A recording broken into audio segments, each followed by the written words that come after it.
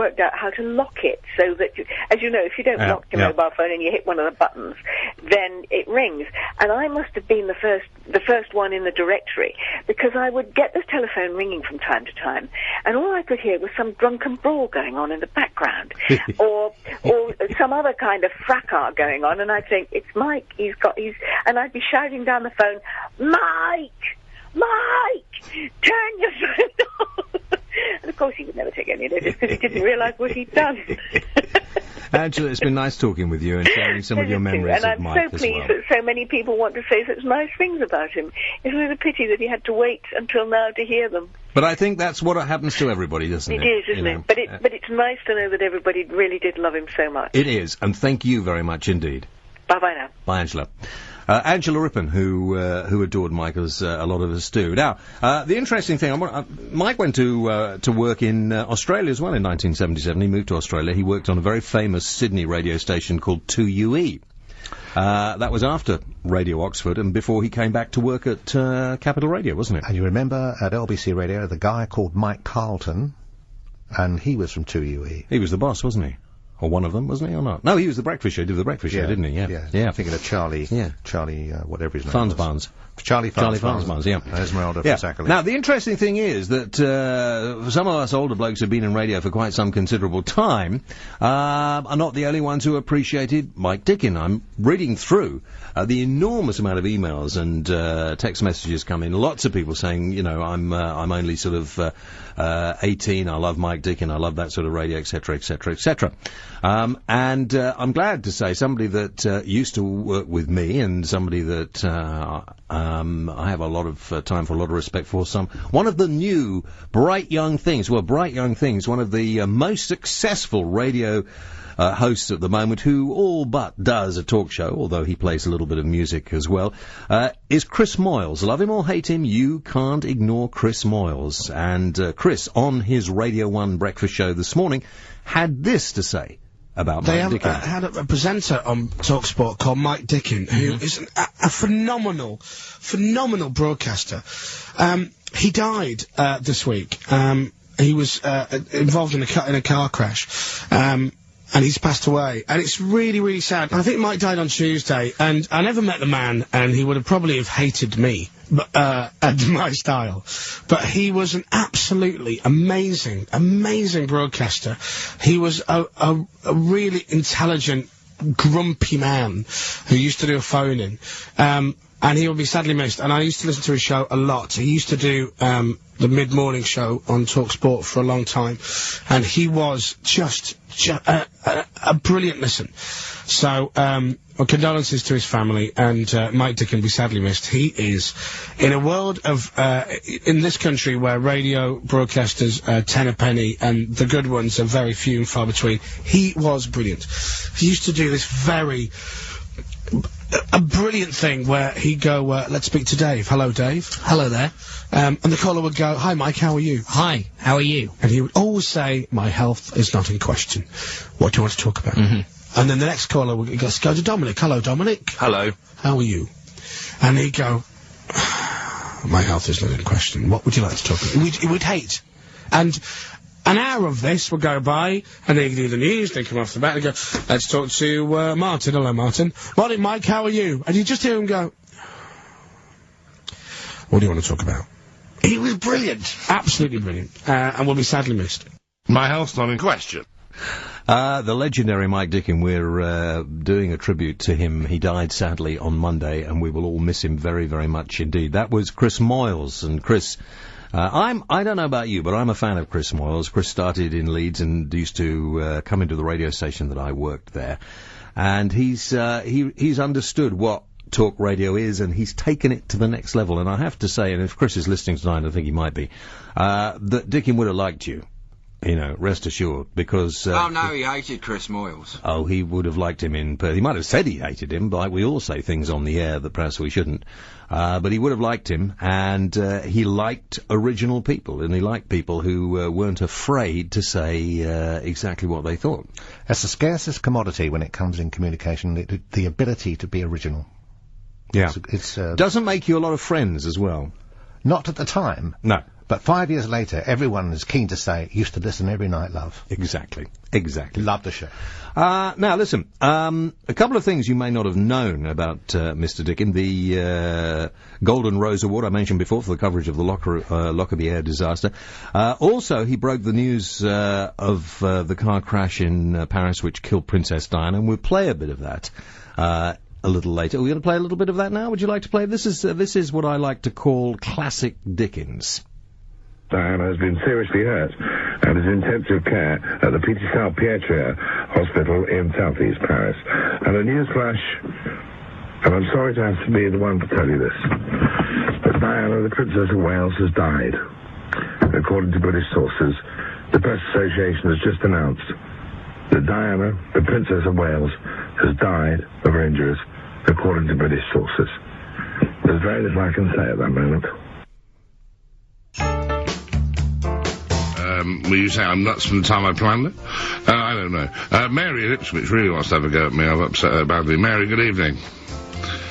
Hello, Mary. Hello. Hello. I've listened to you various times over the last few months. And I would like to say that I believe you incite religious hatred. Okay, could you... Particularly against Christians. Right, okay. Yeah, but I don't want to argue the point. I'm just making... Do you know, I guessed you wouldn't. I'm just making I had a feeling you wouldn't want to argue the point, you know? Mike, You see... bye-bye, carry on with good work. Tell me what you mean, Mary. Just tell me how...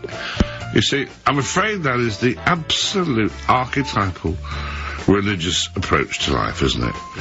I'll make my statement, and then I'll run away before you dare challenge it. Because I don't know what I'm talking about, because I'm talking nonsense. It is so atypical. It's so sad. It's almost heartbreaking, isn't it? Let's just talk sport. This is the Mike Dickin tribute show tonight. Mike Allen and James Whale talking through the career of one of radio's legends, a man who'd been on the radio for over 30 years, Mike Dickin, who sadly died earlier this week. And a guy that knows him from his early days with the BBC, Owen Bentley, joins me now. Owen, good evening. Hello, James. Hi, Owen. Now, you worked with Mike right back in those very early days, didn't you? Well, I appointed him. You appointed him? Yeah, I brought him into radio. Now, we heard from a listener who rang in who used to work with him. That was Cyril, yes, I heard him. Yeah, and yes, quite right, Cyril. He did climb the mast, did he? I heard that story, but I also understood that when he was working for the MG, he told me he worked for the competitions department, because in those days, MG still raced and rallied, you know, and he was a bit to do with that. But I think he also worked on the line over there in Abingdon as well. Well, we all did all sorts of things to make sure we got our first break in radio. So he came to you really without any experience. What made you take him on? Well, it was amazing. I mean, let me just tell you about him turning up for, a BBC board, an interview, in other words. He was late. He's a big man. He rushed in. He was flustered. His tie was askew. He had no broadcasting experience. The thing that made me want to look at him was that he said he played in a band.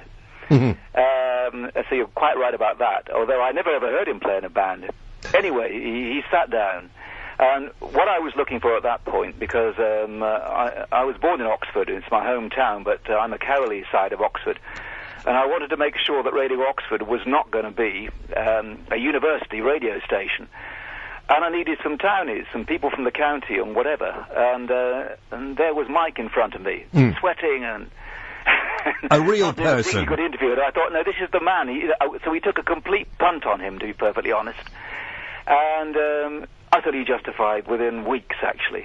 He was. He turned out to be a really great broadcaster. What is it? Do you think? I mean, I've got my own ideas, and I don't. And people think they can learn them and everything else. I don't think they can. I think broadcasters either they can do it, and I don't know what it is. It's something about the tone of your voice or the style of the voice, and I don't know what it is. But Mike definitely had it, because even if he was shouting at you, swearing at you, jumping up and down, he still had that little twinkle in his voice and that charm. Yeah, and he always had a smile on his eye as well too. I mean, I think broadcasters seem to me to be, to often be one of two categories.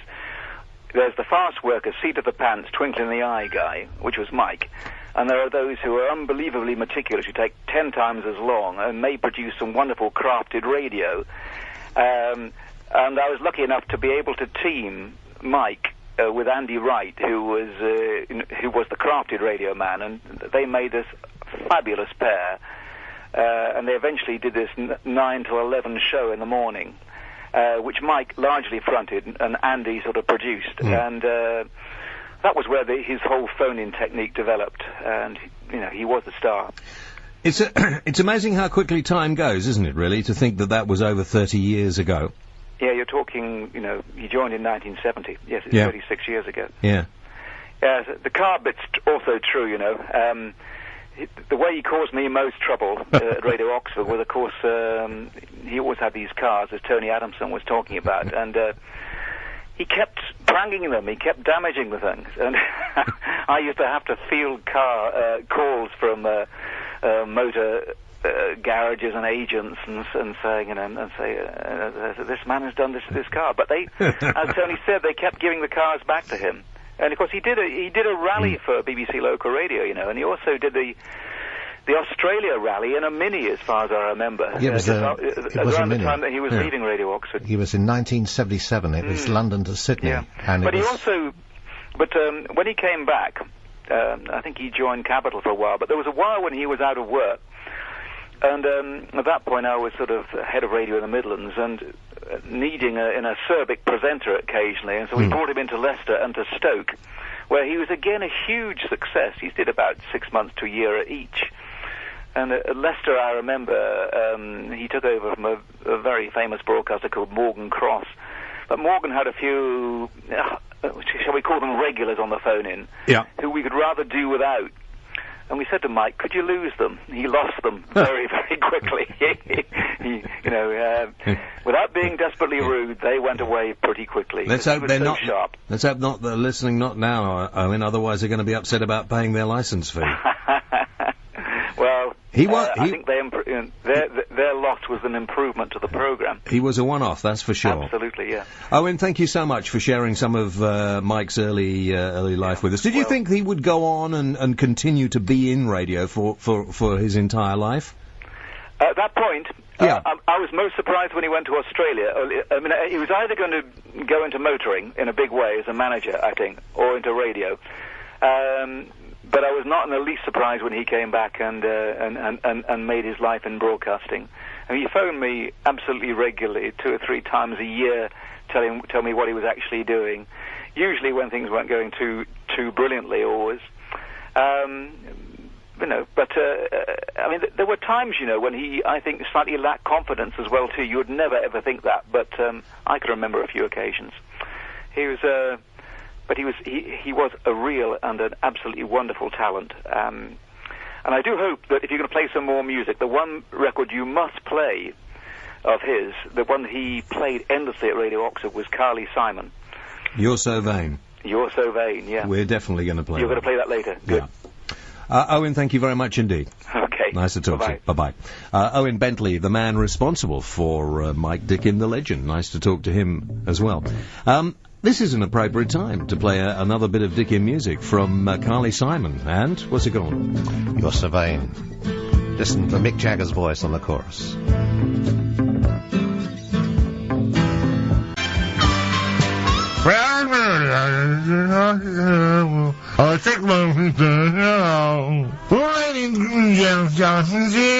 On the staircase, don't leave any bags unattended.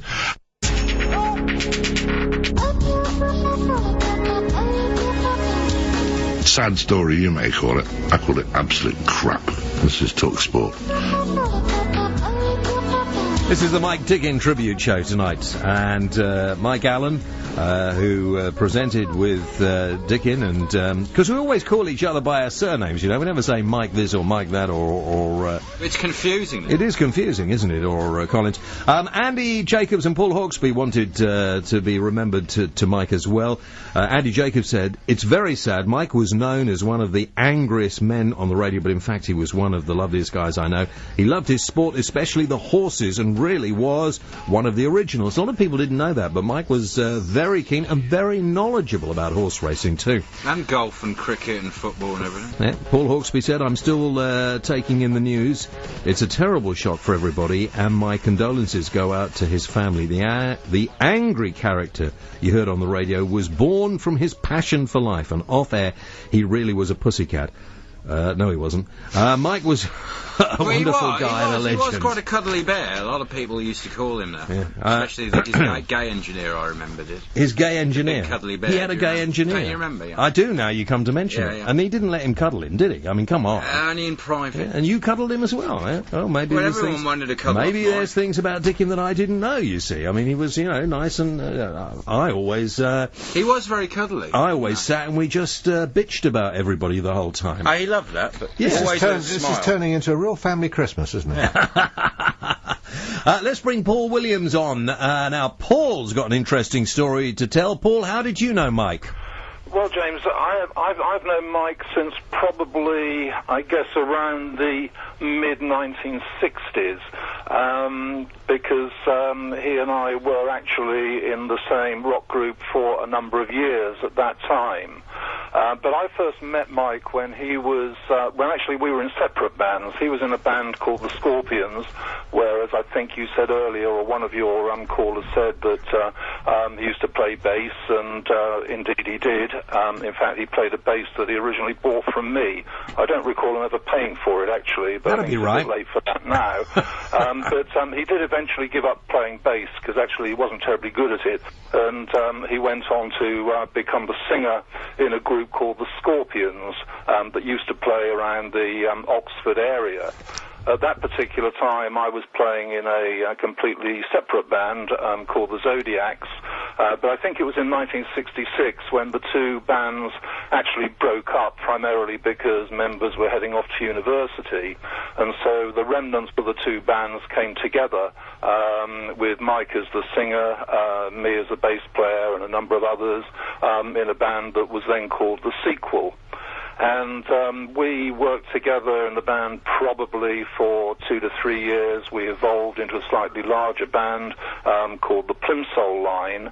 But the wonderful whole thing names broke going on here. In the late 1960s. But I know that Mike was always extremely proud, and he was always very proud of the time that he spent with the band, and every time we met, which I have to say in recent years hasn't been that frequent, but it was always something that we spoke about. I did have 1 or 2 recordings from that time, because one of the things we used to do when he was at Radio Oxford is we used to sneak into the studios there, sometimes in the middle of the night, and record a few things. Hope Owen Bentley's listening. Those tapes have all disappeared over the years. I think I've probably got about 1 track left. With him singing on it? With him singing on it, absolutely. I'd love to hear that. I'm sure his family would. It's funny, well, not funny. He did actually call me literally just 2 weeks ago, because I had given him copies of the CDs about 18 months back, but he called me 2 weeks ago to say that those CDs had been lost or destroyed, and could I possibly send him further copies, which I did, but unfortunately they will have reached him a couple of days after after his tragic death on Monday, so he would never have received those. But in the call that we had 2 weeks ago, I mean, he was still always talking about his dream of wanting to get the band back on the road. And I know that he'd been trying to track down some of the original members, and I think that we had managed to find all of them, apart from the drummer. So Pete Sparrow, if you're out there tonight, you're the one person that Mike and I could not track down. If we had, there may well have been a reunion performance, but sadly that's no longer to be. Paul, that was a lovely story. Thank you very much indeed. Just a shame we didn't have any of the music to play on the programme tonight, but who knows, maybe there'll be a reunion tribute bash or something like that. Paul Williams, thank you very much indeed. This is the Mike Dickin tribute show tonight. Mike sadly died Monday this week, and we have many more people to come on the show to talk about Mike, and we will try and get a few more calls in as well. We've got Paul McKenna who wants to talk about him, and we've got Steve Allen and Howard Hughes amongst others.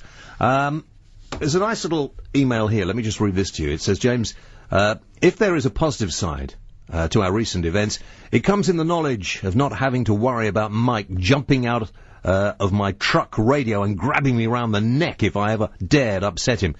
He'll be greatly missed. A true honest man, John the Morrison's trucker. On 1089 and 1053 AM, James Whale on talkSPORT.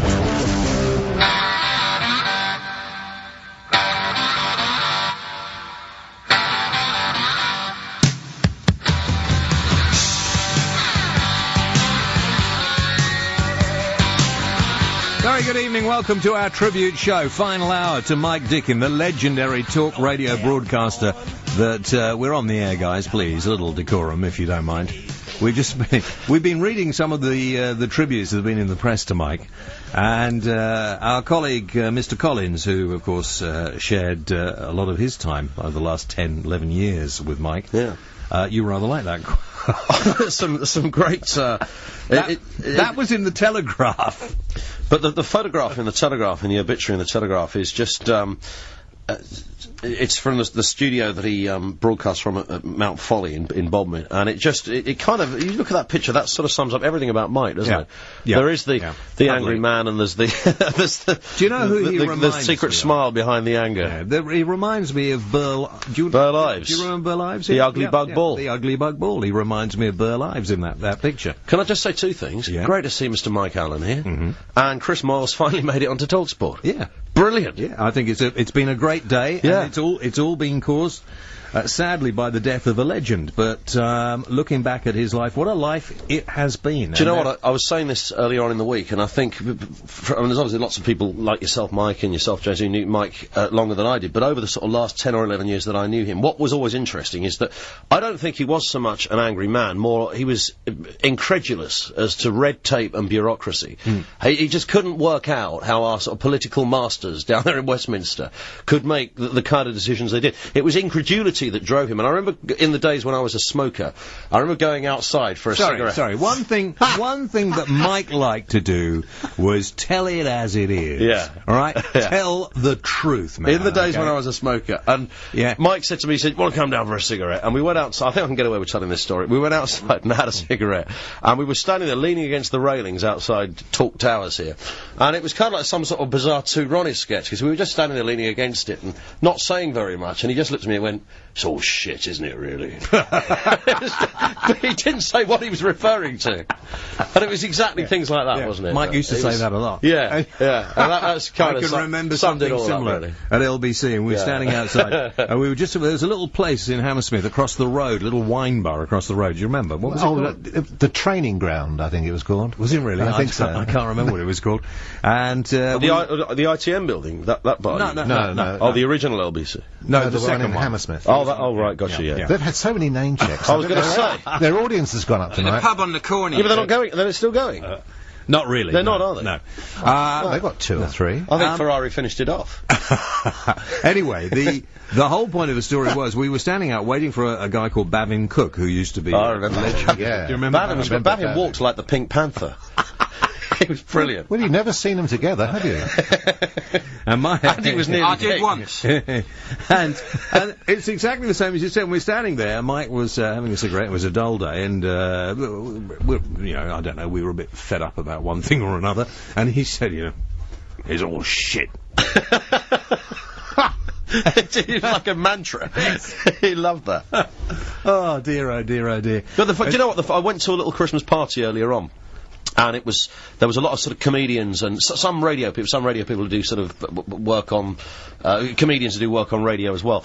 And, So a lot of people that you might, as you were saying about Maude, might be in a sort of different age group, if you like, from what some people associate. But the thing with Mike, he attracted such a wide age group, and half a dozen or so people within about 5 minutes of being in this room said, "Oh, you're Ian from talkSPORT, aren't you? Can I just say how sorry I was to hear about your colleague and friend Mike?" Instantly, people said that, and that's been the case all week, from jumping in cabs to mates phoning me up, the mobile going, people texting, just this sense of this is unbelievable. And when you look back and you hear some of the tributes, I mean, what Angela said when she came on earlier on, you know, all very fitting stuff and lovely to be remembered in that kind of way. Let's talk to somebody now who was working with Mike long before we met him, Bill Reynolds, who I think, Bill, welcome to the programme. You still work at BBC Oxford, don't you? Yeah, still struggling on, James. In fact, I think I was on your show some years ago, Bill. You were? I was, wasn't I? Being bald. Oh, that's right, we did. We talked about being bald. Yeah, the virtue of being bald. Yeah. And I mean, you went on then, you worked on Radio 2 as well, didn't you? Sure. Yeah. And you were with Mike when he was but a young man. Yeah, I actually roomed with him when we were in training. We were in this little hotel over in Victoria, and he didn't appreciate me singing "You Are My Sunshine" at the top of my voice first thing in the morning. No, he wouldn't. You can imagine his response he to would that. have said, like that. "Shut up, Reynolds." Yeah, it's all shit. That must go on his headstone. It's got to go on his headstone. But I suppose he came as close as he ever would be to vulnerability when he was, because Owen Bentley was saying how they took a punt with him. I think he realised that. But after a while, it got quite depressing because he picked up things so quickly.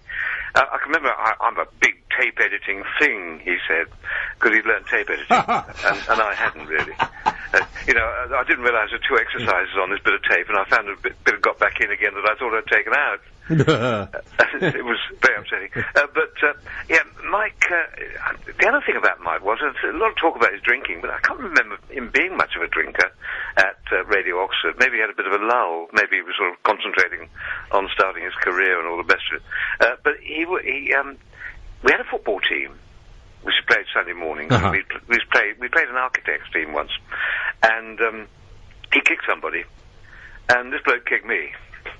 And when they came round for the team the following Monday, everybody says, "I'm not playing if he's playing," including me. And Mike heard about this, put a notice on the board saying, "Well, all the brave men who said they wouldn't play in the team if I was playing, kindly write their names on this." Of course, we all did. And Humphrey Carpenter, another brilliant pick by Owen Bentley, by the way, he actually wrote, I would have done if I'd been asked. Did you expect him to go on and be as acerbic and as ruthless on radio as he was? I didn't think I agree with Michael Van Straten. He wasn't quite so acerbic at that time. He was very sharp. He had, I think he pioneered these sort of talk-ins where lots and lots of people on one side. There wasn't just a phone-in. He had 3 or 4 experts in. He had a studio audience, more or less. And I think he pioneered that particular sort of phone-in, really, on radio. The sort of phone-in that Trish does now. And he much sharper, really. And, he was a one-off. He was raw. Owen had this knack of deciding that everybody, that some of the people should be local, knew the patch, but weren't broadcasters. Others were broadcasters brought in from outside who didn't know the patch. And it all gelled in very well. It was a brilliant radio station, that one. I said himself, Radio Oxford played very early on. Tony Adamson as well. Libby Purvis. It was a great team. My God, Libby Purvis. Now, I could tell you stories about Libby Purvis, but this is not the time nor the place. Shame. Boo hits. No, not the time nor the place, but some point in the future. Owen, lovely, not Owen. Owen. I'm getting me Owens and my Bills mixed up here. I'm getting the people from Radio Oxford mixed up. That's basically what it is, Bill. That's cool. Lovely to hear you. I hear you're wearing a wig now, Bill. No. Nobody you wouldn't tell me a syrup like what the heck I've got. Bill, nice to talk to you. Thank you very much indeed for being part of this. Bye. Bye-bye.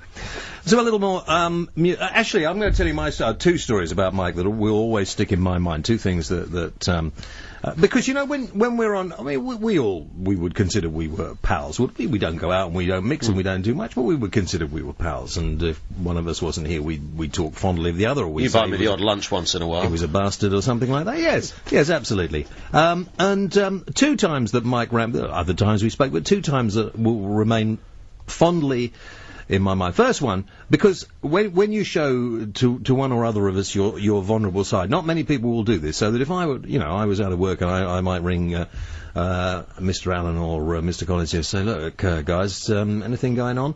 Any jobs going? And we would do, people do that from time to time. That's how you find work. Most of us have been quite lucky. We've managed to keep sort of body and soul together, as Mike did, for most of our broadcasting life. Not many people have worked for that long in this business. Some people make loads of money very quickly and disappear, and other people... Bill Reynolds is, I don't want to upset him, but must be in his mid-70s now.